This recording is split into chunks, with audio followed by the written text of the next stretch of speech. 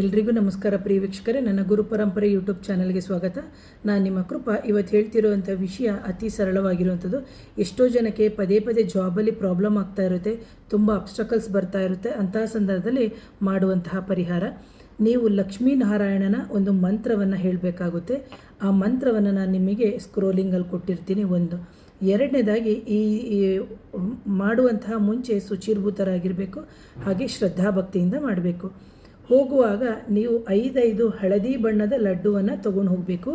ನೀವು ಅದು ಯಾವ ದೇವಸ್ಥಾನವಾದರೂ ಸರಿ, ಅದು ಗಣಪತಿ ದೇವಸ್ಥಾನ ಆದರೂ ಸರಿಯೇ, ಅಥವಾ ಲಕ್ಷ್ಮೀನಾರಾಯಣ ದೇವಸ್ಥಾನ ಆದರೆ ಇನ್ನೂ ಒಳ್ಳೆಯದು, ಅಥವಾ ವಿಷ್ಣುವಿನ ದೇವಸ್ಥಾನ ಯಾವುದೇ ಆದರೂ ಪರವಾಗಿಲ್ಲ, ಅಥವಾ ಶಿವನ ದೇವಸ್ಥಾನಕ್ಕೆ ಮೇಡಮ್ ನಮಗೆ ಇಲ್ಲಿ ವಿಷ್ಣು ದೇವಸ್ಥಾನ ಇಲ್ಲ, ಶಿವನ ದೇವಸ್ಥಾನ ಇದೆ ಅಂತ ಹೇಳಿದಾಗ ಖಂಡಿತವಾಗ್ಲೂ ನೀವು ಅದಕ್ಕೂ ಸಮೇತ ನೀವು ಹೋಗ್ಬೋದು. ನಾನು ಮಂತ್ರವನ್ನು ನಿಮಗೆ ಸ್ಕ್ರೋಲಿಂಗಲ್ಲಿ ಕೊಟ್ಟಿರ್ತೀನಿ. ಈ ಮಂತ್ರವನ್ನು ನೀವು ಮೊದಲ ಮಂಗಳವಾರದಿಂದ ಆರಂಭ ಮಾಡಬೇಕು. ಅದು ಬಂದು 108 ಸತಿ ಜಪ ಮಾಡಬೇಕು.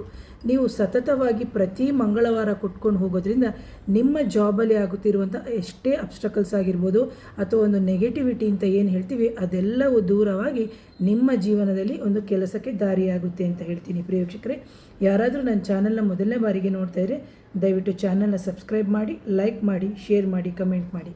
Thank you.